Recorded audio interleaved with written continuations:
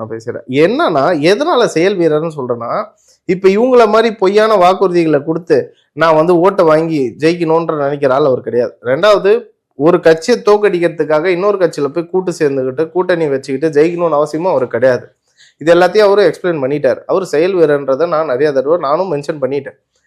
அவரு எப்படி வழிவகை செய்வாரு? உடனே எல்லாரும் என்ன கேட்பாங்க? அரசு வேலை வாங்கி குடுத்துருவீங்களா? அப்போ வீட்டுக்கு ஒரு குடும்பத்துக்கு ஒரு அரசு வேலையா? அப்படின்லாம் கேட்பீங்க.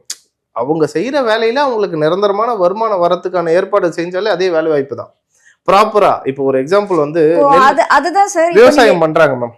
இப்போ விவசாயம் பண்ண ஒரு எக்ஸாம்பிள் சொல்லி விவசாயம் பண்றாங்க. ஒரு ஒரு எப்படின்னா ஒரு வேர்க்கடலை பயிர் போடுறாங்கன்னு வச்சுக்கோங்களேன்.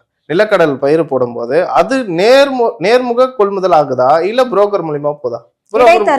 இடைத்தரகர் மூலியமா தான் போகுது. இப்போ இருக்கிறது இடைத்தரகர் மூலியமா தான். அதை நான் ஸ்ட்ரெயிட்டா பண்ணா உனக்கு லாபம் தானே, அதை நான் பண்ணி தருவேன்றாரு. இப்ப அரசே வந்து விவசாயிகள் சார்ந்த பொருட்களை கொள்முதல் பண்ணும் அப்படின்னு பண்ணுவாரு. அதுக்கான